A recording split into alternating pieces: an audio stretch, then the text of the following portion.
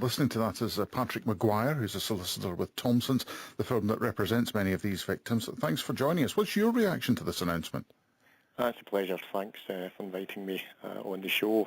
I have to say that generally, as described by some people, that this is undoubtedly a step in the right direction. If the publication of the Penrose report could be described as an all-time low, which I think for every victim it was, there's no question things are now moving in the correct direction. However, it has to be explained in the context, as Eleanor pointed out, that the recommendations are clearly framed in respect of being financial support, no more and no less. In that context, there is vast steps forward in terms of increasing payments, and the payments in relation to widows is undoubtedly very welcome indeed.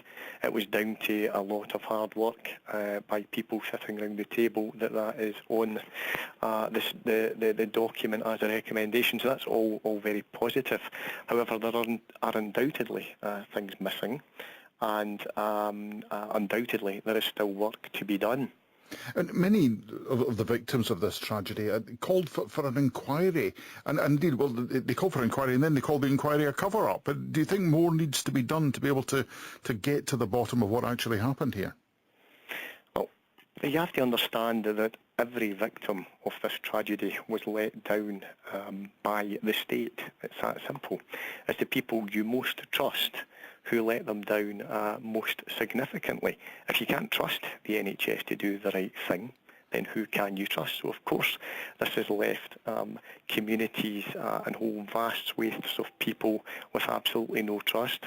And the Penrose recommendations when they came out was a surprise to everyone involved, me included, who represented large numbers of people who never for a second thought that there would be no damning findings against the government, and certainly most astonished that there would be no clear recommendations that we move away from the type of financial support model that we've seen recommendations in relation to today. And as I say, they are in that context good recommendations, but no recommendation from Penrose that there will be full, proper court-assessed compensation.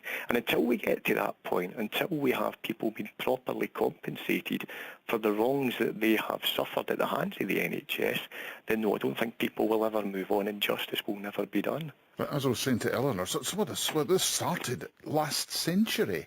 I know that sometimes the legal process doesn't move particularly quickly, but it shouldn't have taken as long as this, should it? I'd agree with that entirely, but we have a situation where the current victims that we know about have lost effectively the right to pursue compensation through the operation of time bar in the law. That's why they continue to look to the Scottish Government to say, we will not hide behind time bar, and we will put in place a compensation scheme that will see you fully compensated. Because if they don't, we're going to end up with a very unjust situation. Think about it this way. There are thousands of people out there with ticking time bombs in their body who are the victims of this contamination, but who have not yet been diagnosed. When those people are eventually diagnosed, they will be able to go to lawyers. They will not be subject to the laws of time bar because they don't know they're infected, and they will undoubtedly have good cases for compensation. They will be fully compensated. The historical victims that we know about already won't. I don't think that's fair at all. Patrick McGuire of Thompson Solicitors, thank you very much indeed.